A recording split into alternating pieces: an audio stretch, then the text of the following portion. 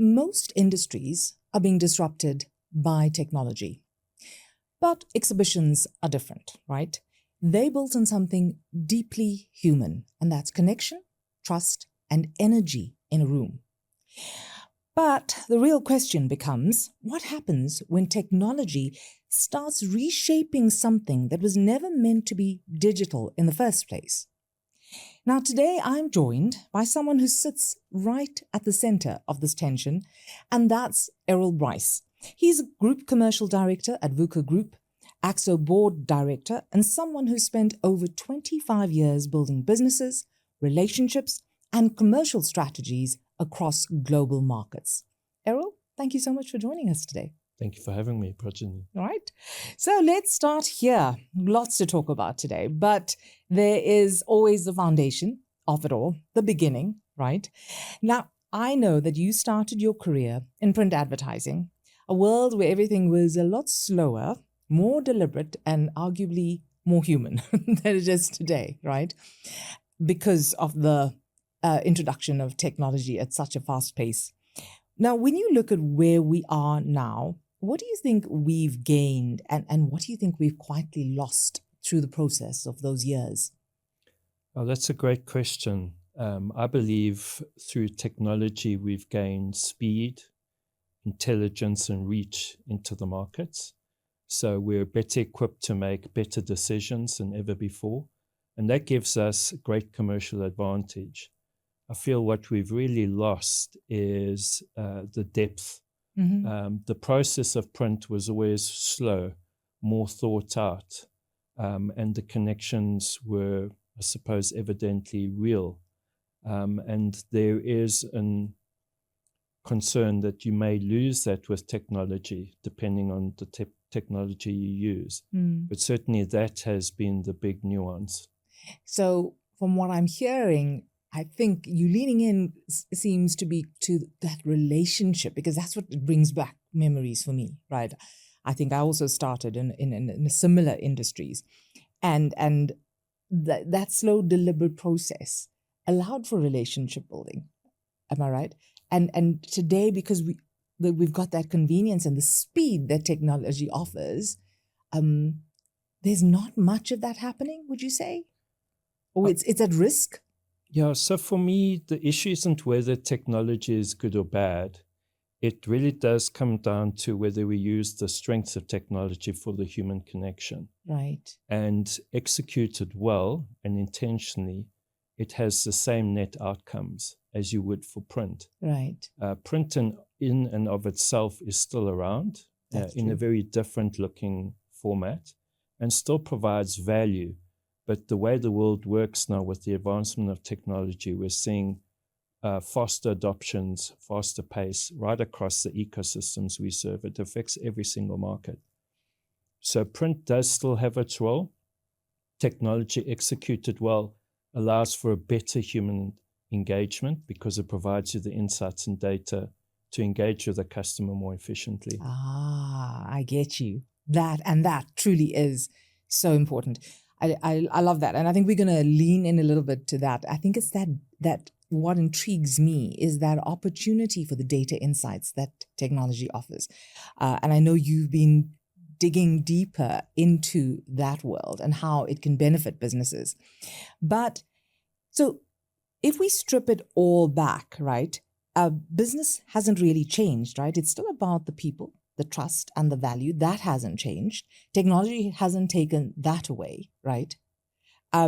So where does technology actually fit into this equation without tipping over into us becoming robotic in our responses to relationships and to the work at hand?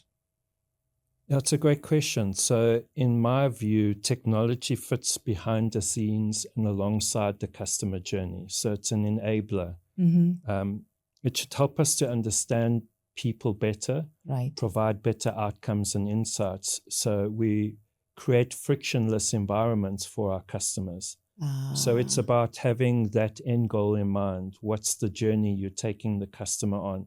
And technology is able to assist in that. You can't remove the human factor at all, but it's still a very big part of the drive towards better outcomes.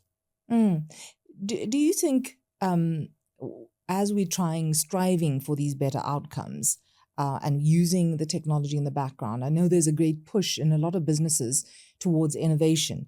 Do you think people confuse innovation with progress in terms of technology because we're moving technologically forward, advancing? Does that mean we're being innovative? Absolutely. Innovation's not progress unless it produces a better outcome at the end of the day. Okay. So it's being intentional about what's the outcome you're looking for. What problem are you solving? And utilizing technology for that end goal. Executed well, you deliver better, faster, more data insights and outcomes for the company as well as your customers, taking them on that journey. Again, as I said earlier, being frictionless. So how do you create these frictionless outcomes? And so in my mind, technology is the enabler for that. So when you say frictionless outcomes, break that down for me.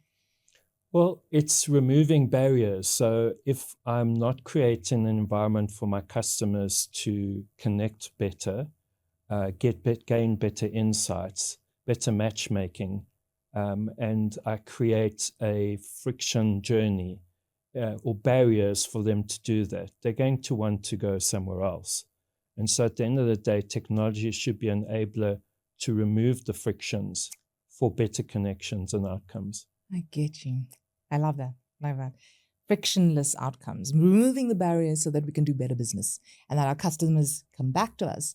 And I also like what you're saying about, using technology as an enhancer in the background. It's happening in the background. It allows us to do better business at the end of the day, right? That's what you're saying. Correct. And so what's the problem we're solving at the end of the day? It's finding the solutions and utilizing the right technologies executed correctly will at least lead to that outcome. If you're solving problems, you really are advancing, utilizing technology. Oftentimes becomes a barrier because they executed really poorly, and that also has a negative outcome. That is so true. Now, if we look at ourselves as an industry, right, the question is our industry chasing the wrong things? I mean, there's a huge wave of AI and tech adoption in events right now. But from your vantage point, what's genuinely transforming the industry and what's just noise? Because there's so much out there and everybody is telling you to try a different thing. So there's a lot of noise. But how do we, sift through the noise and figure out what's really working? So what's generally transforming the industry is better use of data. So AI-assisted marketing and sales, better customer engagement, smarter matchmaking are just a few of the really key focus areas that AI is assisting. And those improve commercial outcomes, which obviously for an organizer is where you're looking to pay your attention. Yeah. So globally, the exhibition industry is already signaling that AI is becoming mainstream. So UFI recently reported most organizers are trialing or using AI and will have that as an outcome within their organization. So what's noise is technology is adopted for theater rather than utility. It looks futuristic, but doesn't help exhibitors generate the leads they're looking for. It doesn't help attendees with better outcomes or value, or help the organizer run leaner operations. That really is where mostly the noise sits. Okay, so I'm going to take a step back here and ask you to give me some examples of this in terms of your daily business at VUKA, right? How has this come to fruition for you and your teams to be able to utilize this more effectively? Have you started utilizing it at your events? We absolutely have. And it starts with the end goal in mind always. So it's looking at what is the future view. Again, what problem are you solving? And how do you use AI, for instance, to drive better outcomes? So it doesn't necessarily replace people, but what AI does is it gives you the better insights looking for. So I'll use an example. One of my event directors started out in our business maybe 15 years ago as a data capturer, and we would pay them R1 a lead for capturing data. Yeah. I don't need that anymore through AI. So it's a useful tool that enables us to provide better operational efficiencies. And then again, giving us the better insights with better data interpreted well allows you for better outcomes. Now, one of my bugbears is, everybody talks about data and data being gold, right? And we all want to tick that box of retrieving the data and making sure we get the data at different stages. But then my biggest bugbear is when that information sits in a file somewhere, right? And you don't utilize it, because that is one of, again, for me, it's not using it fruitfully, right? How do you prevent that from happening? How do you ensure that your teams go back to the data to do better business for your exhibitors, for your delegates that are attending? That's a great question. For me, it's around, and we're moving into a world of hyper-personalization. So am I speaking to the needs of the individual and not the collective? Shotgun approach marketing is pretty much dead and buried, although I have seen it still very much in our industry. So it's around, do I understand the individual? Have I captured enough of their information to understand what their needs, wants, and desires are? And then how am I using that data efficiently to influence them in a way that they get the value from that as well? And that does take intention again. So you can use systems and processes, but unless it's enabling you to have better business outcomes, it's just noise. How long does the data sit there before you start tapping into it? Before your next event, for example. Sure. So, we typically utilize through our marketing campaigns. So using it live most of the time? We're using it live most of the time. So to build the data, but also to sift through what is relevant or not. So we put it into our marketing funnels, as we call it. And through better sequencing or better workflows, seeding correct messages out to that market then allows for them to take action. When an action is taken at certain points on the journey, the customer journey, that's when we bring in our commercial teams to engage with that customer. Wonderful. Now that is such a great tool. I think that you're leaning in on there in terms of personalization and customization, right? Because when you're using that data live, you are segmenting, right, your messaging. So you allow for more engagement because now you're speaking directly to that problem that you're trying to solve for that customer and trying to find the solutions and saying that we have the solutions if you're looking for X. But if you're looking for B, then here's another solution for that kind of customer. That's very interesting and to be able to use that as we go. And I suppose technology is allowing us faster access to the data. So it is allowing us to use it now to help us with this event and not, because normally we gather the data at the end of the event, we evaluate and we think, okay, how are we going to change 2027, right? But now you can change it live. You can respond and customize and personalize the communication as you go, right? Correct. Well, it comes down to effective data segmentation. Right. Are you putting the correct person into the correct categories to send them the relevant message that would speak meaningfully to them? That does come down to, again, intent. Are you planning this out ahead of the time? A poorly executed campaign will deliver just that, a poorly executed campaign. And so you have to build the end goal, certainly at the outset of a campaign, in mind. So it is around correctly segmenting your data, utilizing efficiently, and using the correct tools to engage. WhatsApp is still very much a powerful tool, and we found through our campaigns that it has an effective conversion rate as well. Wonderful. Now, if you had to be brutally honest, right, where is technology actually delivering the ROI in exhibitions today? So, which part of that exhibition business is it delivering the ROI on? So, is it more attendees, more exhibitors, better business matchmaking? We always have a priority list that's very, very high, many pages. But where do you think you seeing the best results? The clearest ROI really is in sales and marketing, execution, customer data, audience acquisition, and better operational efficiencies. That's really where we're seeing it across the organization. UFI, again, in one of their recent reports, found the areas that are most affected by AI are sales, marketing, customer relations, and R&D. And that makes sense because those are functions where better targeting, automation, and insights can create immediate business value. That is true. Well, something that we haven't spoken about yet, and you just mentioned it at the end of your sentence before, was operational efficiencies, right?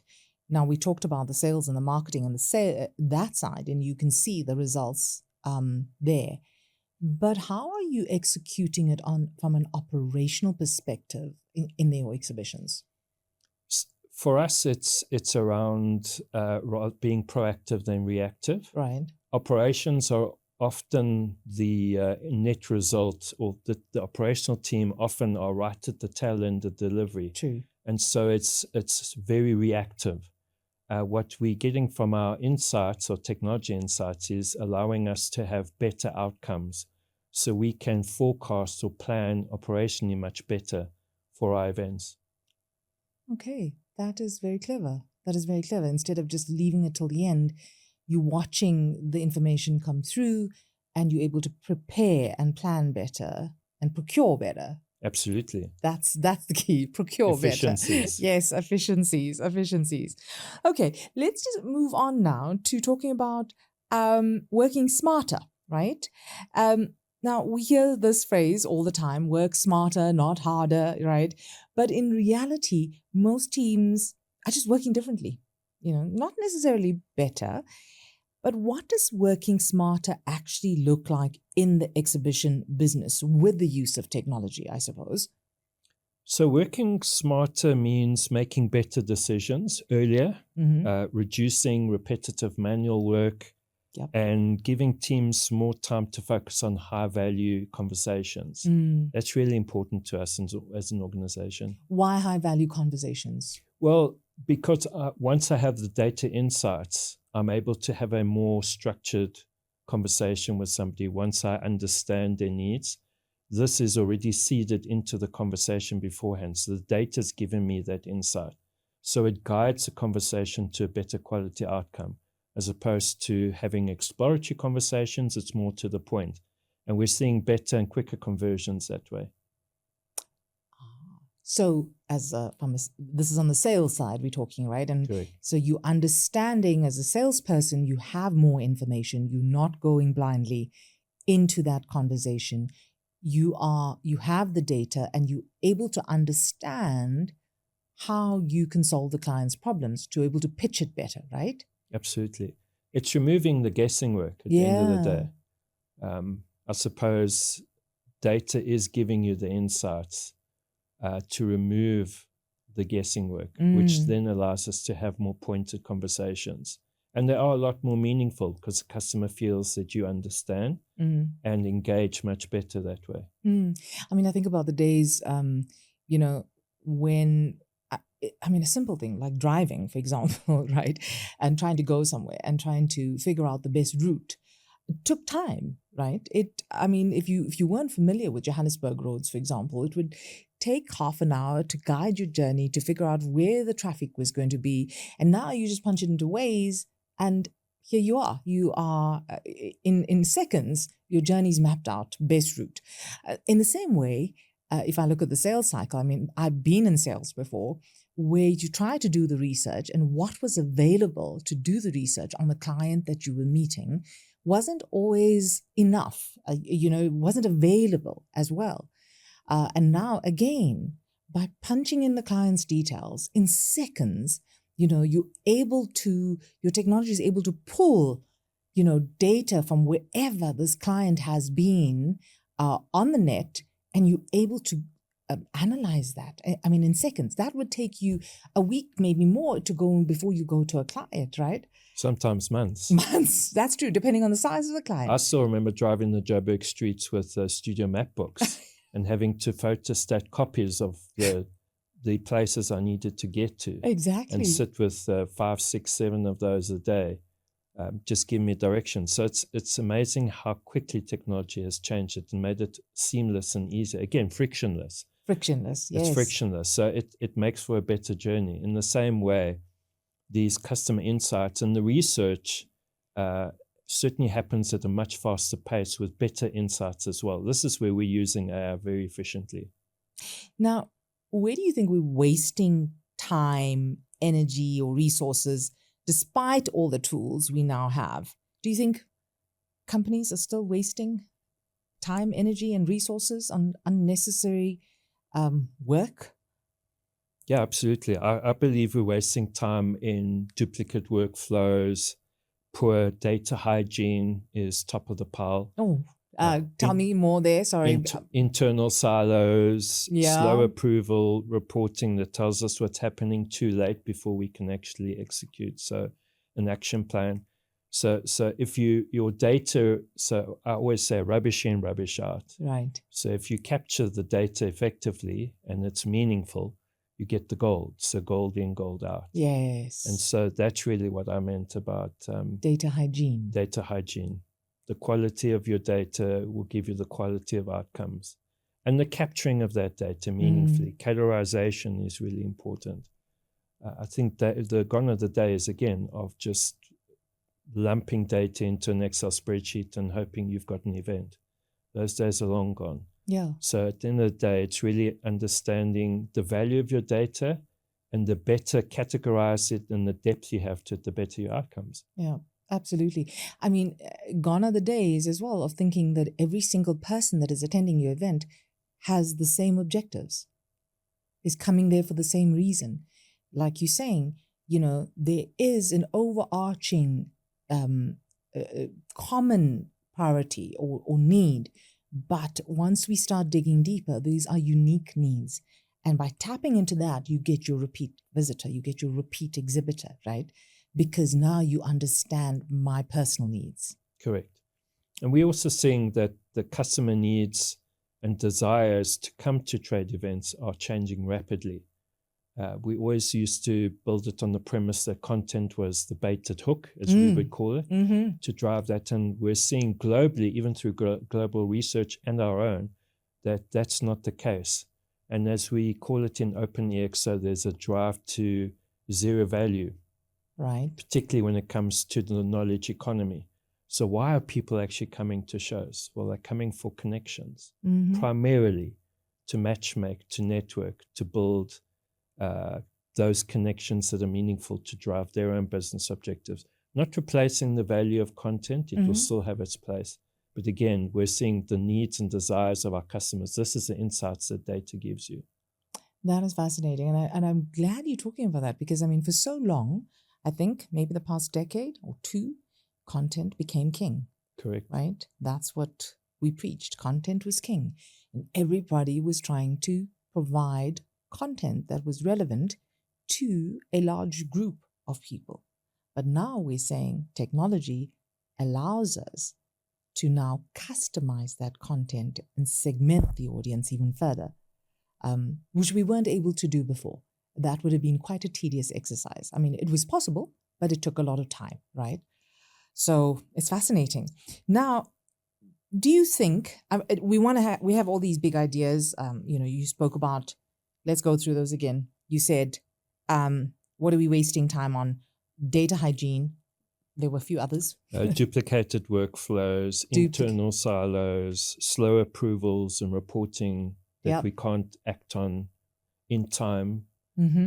Now, referring to those, is the bottleneck when it comes to these wasted efforts or time and resources, is it because of poor leadership? Or is technology actually the bottleneck? Great question. In my opinion, and in most cases, it's leadership and mindset. the tools exist. There are ample tools out there. It would take a quick search to see how many tools are available in the market. And what it really does come down to is, as a leadership team, understanding the end goal. Oftentimes, the technology is the enabler, but poorly executed technology can destroy your business plan as well. So, a McKinsey report in 2025 points to the same direction. High-performing organizations are not just deploying AI tools, they're redesigning their workflows around them. And so it's, what's the intention? Having the same old mindset will give you the same outcomes. So what are you doing as an organization to adapt to the change? Because it is the constant. They say what change, death, and taxes are the only constant in life. And so that's really the reality of it all. So it is very much a mindset. Yeah, because adopting a tool, we can do, but changing mindset. People are very stuck in their ways. And you're right. It's about your management team, your leadership within your organization, starting from the top and allowing your teams to move forward and encouraging them as well, right? Because I think the priorities of an organization has changed. And if we don't put it on the agenda, in the narrative, in our daily statuses, in our weekly meetings, if this does not become a priority, we won't be able to change mindset, right? Because people are just stuck in their ways. They want to do the same thing in the same way over and over again, despite getting the wrong answer. We are creatures of habit, Projeni. Yeah, we are. We really, really are. So what have you seen inside organizations when it comes to that gap? I mean, you've at VUKA, you deal with multiple organizations. As an AAXO board director, you deal with multiple companies and suppliers in terms of procurement. So you have an overarching view of what's happening on the ground. So what would you say there? So I've seen a very common pattern. Yeah. And so let's use this. Leadership approves a tool, but the organization doesn't change its habits. People attend the training, everyone says the right thing, and then the business falls back into familiar ways of working. True. Not because Very people often are resistant for the sake of it, but it's because behavior change is harder than software implementation. Who would have thought? We think we're so flexible, but you're right. I think we get comfortable, right? We do. And I think one of the things when you're really considering implementing a technology or a tool, you have to be patient. Communicate with clarity the reasons why, and then how are you going to go about adopting this, and what are the outcomes you're looking for. And with that great clarity, and this doesn't necessarily mean that there'll be change in the journey, because maybe you come across a challenge that can't be solved, but in most cases, it does take patience, because human beings are fickle and we do like our comforts. So when this big, ugly AI beast came around, everyone thought we're losing our jobs. Yes. And it's not necessarily that case, but it's how do we create better efficiency. So back to your question, it really does come down to how the organization is adopting a change mindset. And that does come from the top. Yeah. Now, within your organization, give me some examples of how you've implemented the technology and AI without resistance. We're all eager to learn. The resistance there is. There always is resistance. Yeah. I'm no fool to believe there hasn't been resistance. But at the end of the day, we have taken a stance and a position that we will use technology as an enabler to advance better outcomes. And so we've already appointed an AI officer to put guardrails around our organization so that we can, in a safe environment, test the tools, because it's very much exploratory. It's not just in our industry, but in every single industry. And it will adopt and change over the next 5 years as well. We're not going to see AI that we know today 5 years from now, but very different. But are we willing to adopt and then execute? And it's not always cut and dry. So we know that it's a learning. And through that learning journey, you gain understanding. And those that really want to learn more go and do extra courses as well. So we've seen that in our organization. Teams are doing extra courses out of their own and also prescribed. But that has really brought about a lot of the change. So you're creating a nurturing environment where everyone feels included, everyone feels encouraged. There's team support, learning from each other as well. Because there's often the case when some members of the team are starting, you're talking about the training as being trained and the other, and you don't want to get left out. You don't want to be, fall behind. So it creates a very nurturing environment of encouragement and inspiring one another, right? Are you seeing that? Absolutely. We're seeing it right across the organization, in every team, in every function. And the more we're open to adopting the technologies that we are trialing, the better the outcomes. Some are better than others. Of course. Some tools are better than others in terms of usage and our own requirements. So it is around, have you created the environment to experiment? Yes. And are you willing to learn through those challenges? But ultimately, we're looking for better outcomes that creates more efficiency, better serves our customers. That's the bottom line. Do you think there's a fear of failure when it comes to technology and your teams, and that's what creates the resistance? I think change inevitably creates a resistance. So from a technology perspective, yes, I would agree. I think the fear of failure, choosing to adopt a piece of technology and it not working out reflects on you, the individual. Again, that does come down to the leadership of your organization. If you're creating a learning and nurturing environment, people are encouraged to try. That's where we get to see the magic happen, as we call it, the gold dust, or these fairies that sprinkle gold dust over it. That's where the true essence of the magic comes. So you feel safe enough in that space. Now, when we look globally, right, who's getting it right in terms of this balance between technology and human experience, and are they leaps and bounds ahead of us in terms of their balance between technology and human experience? Are we slowly catching up as a continent? So I think globally, organizations are getting it right. The ones that are getting it right, should I say. Let me start again. The organizations getting it right are the ones that are treating technology as infrastructure, not a spectacle. So globally, leading players are using AI and digital tools to improve personalization, as I mentioned earlier, audience insights and acquisitions, the efficiencies, while keeping the live experience focused on connecting, learning, and commerce. And with that in mind, that's really the ones that I'm seeing that are getting it right. Again, from an industry report from UFI, PCMA, and even Freeman, all point in this direction. Same broad direction, that AI is rising fast, but the value in-person experience remains central to their strategies. So it seems like VUKA is competing globally here. I think that you guys are getting it right. You're definitely setting the example for us here in South Africa and on the continent, because you're following your peers very closely internationally as well. And that's equally important, right? To be able to keep up with the data and the insights and organizations using technology, right? And to learn from that. Absolutely.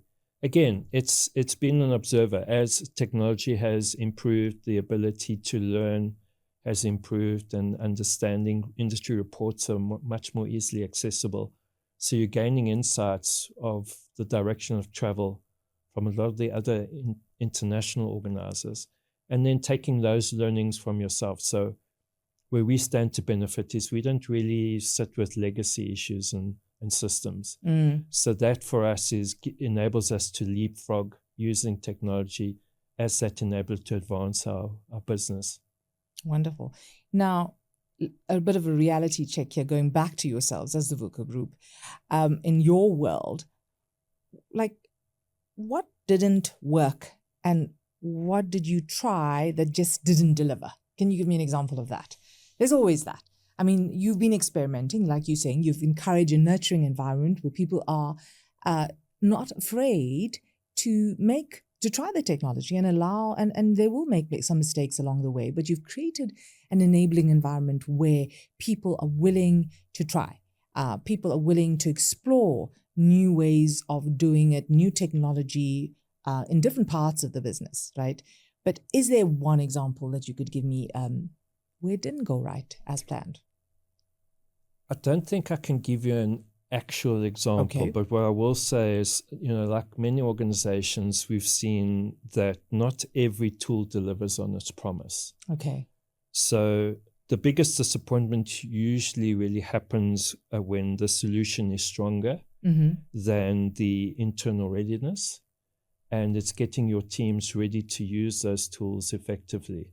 So would I say there's an example of technology that didn't go right?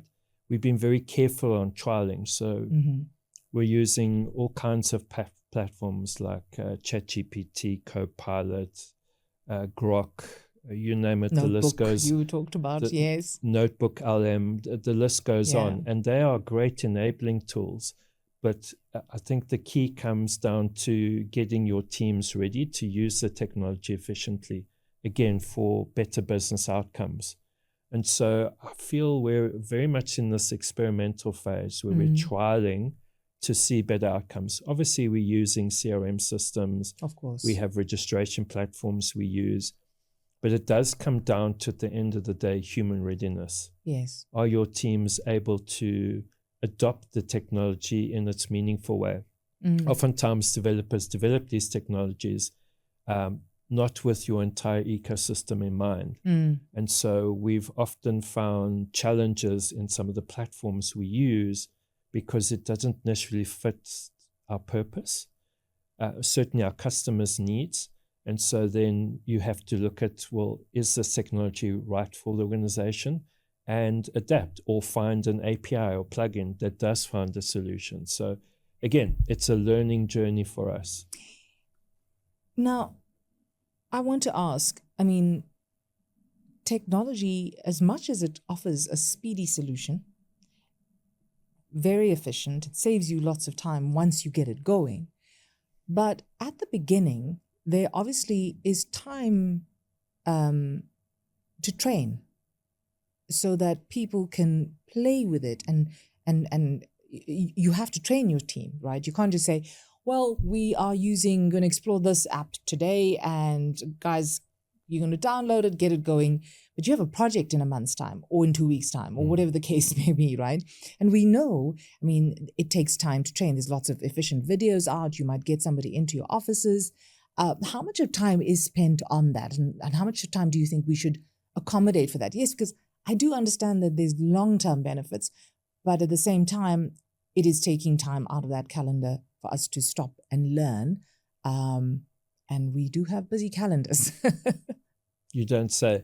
I mean, the business needs to go on. Yes. So alongside that, we've identified training across the business as one of our key focus areas. So we create masterclasses, and our AI officer will then create a training environment for teams, bring the latest updates on a piece of technology we're using, take us through a real-life example, and then we would have teams go and utilize that and give us feedback. So again, you have to provide or create the space for that learning environment for your teams alongside the business of life.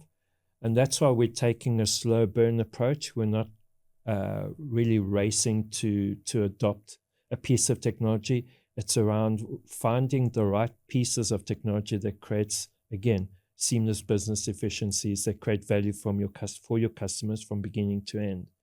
And then having your teams trained on that journey to gain an understanding is important. Absolutely. Yeah. The training, you can't just throw them this app and think it's going to be like magic, sprinkle some magic dust, and it's all going to, the insights are going to arrive. We're going to be operating at breakneck speed. And yeah, it's not how it works. No, it certainly is not how it works. Okay, so let's fast forward to the next 5 years, right? What will the best exhibitions in the world be doing that most others still aren't at this point in time?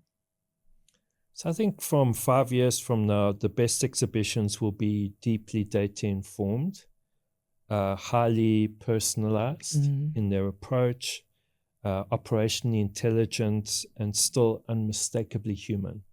That's at the core of it all. They'll use AI before, during, and after engagement through the customer journey, again, creating frictionless environments.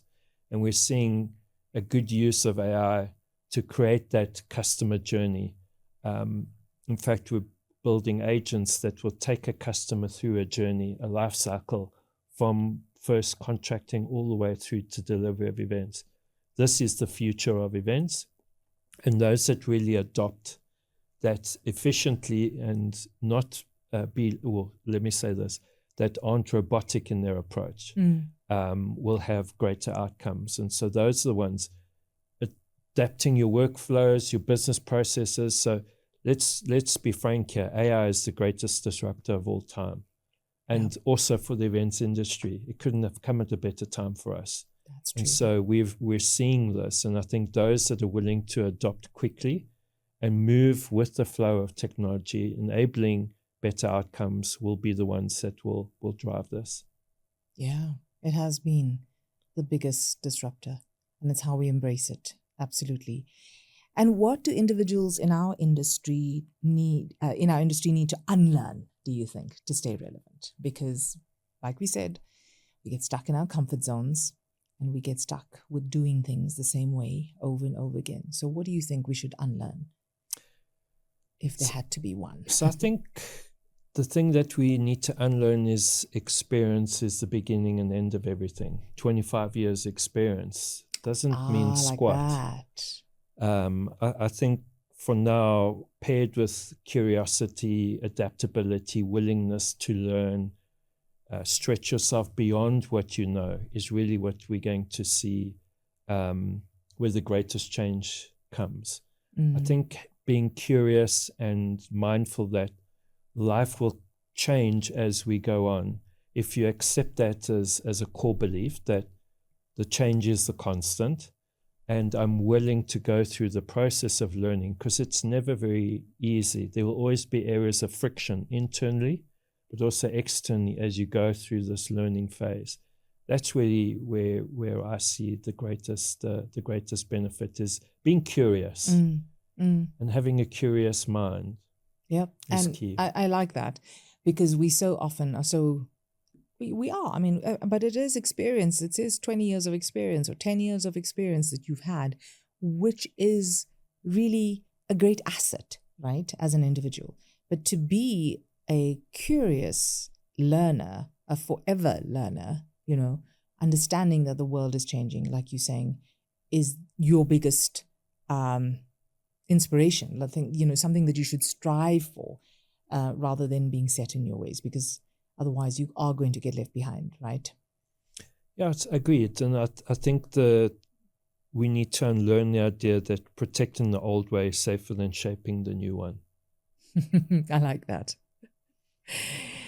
Protecting the old way isn't easier than shaping the new one. Yeah, that is true. That is so true. And that's what we need to do.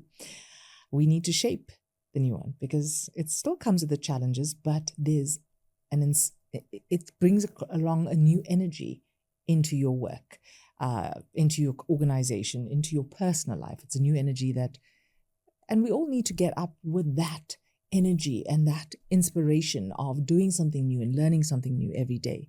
And that allows us to do better at what we are and do. Yeah. Absolutely. Wonderful. Well, thank you so much. This has been a wonderful, wonderful conversation.